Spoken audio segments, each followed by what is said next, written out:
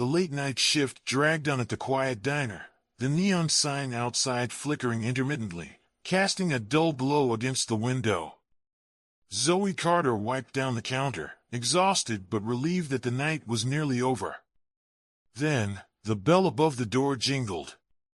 Expecting another weary traveler or a local needing coffee, she barely glanced up until she saw him.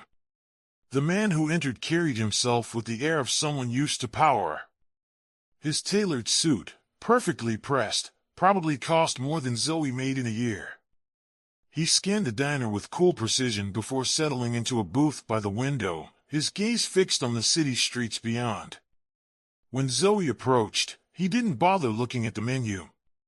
"Black coffee," he said, his voice low and firm. She nodded, jotting it down. When she returned with his drink, he barely acknowledged her. Used to the indifference of late-night customers, Zoe didn't take it personally until something slipped from his wallet as he pulled out a bill. A photograph fluttered to the floor. She froze. It was a face she knew intimately, her mother's. The warm, gentle smile. The kind eyes. The same photograph her mother had kept in a small memory box back home. Her pulse pounded as she bent to pick it up, gripping it tightly. "Where did you get this?" she demanded, her voice barely a whisper. The man's head snapped up, his icy blue eyes locking onto hers for the first time. Something flickered in his gaze, shock, recognition, maybe even regret, but it was gone in an instant, replaced by an unreadable mask. Without a word, he reached for the photograph. His fingers brushed against hers as he took it back. "You must be mistaken," he said smoothly, slipping it into his wallet as if it were meaningless. Zoe's stomach twisted. She knew exactly what she had seen. "I'm not mistaken. Why do you have this?" The man exhaled sharply, adjusting his cufflinks. "I don't owe you an explanation." Then, before she could react, he stood, placed a crisp $100 bill on the counter, and walked toward the door. Panic surged through her. He was leaving. This might be her only chance to find out the truth. "Wait," she called, rushing around the counter. He didn't stop. Already, a sleek black car had pulled up outside, the driver stepping out to open the door. "Please," she pleaded, her voice breaking. "Just tell me how you knew her." For the briefest moment, he hesitated, his hand resting on the car door. She thought, hoped, that he might actually answer. Instead, his gaze met hers, cool and detached. "Forget this." Then he slid into the car, the door shutting behind him.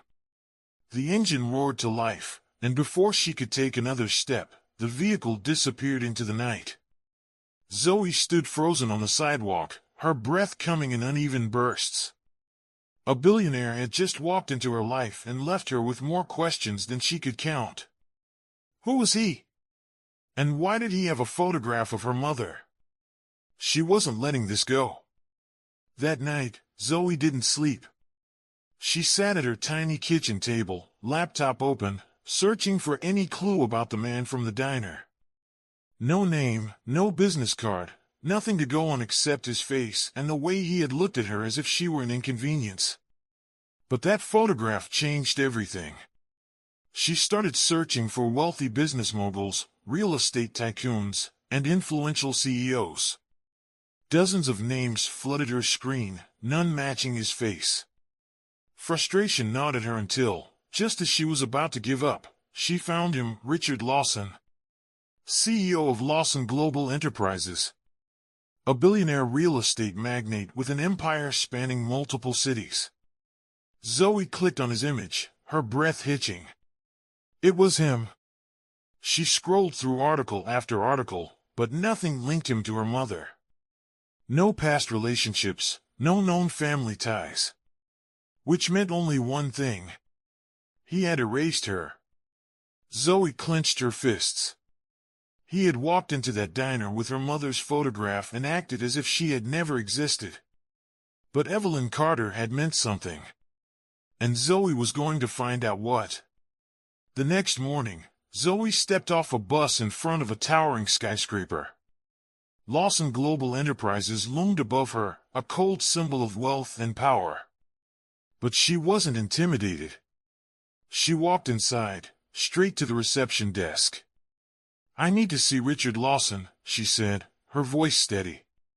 The receptionist barely looked up. "Do you have an appointment?" "No, but it's important." The woman sighed,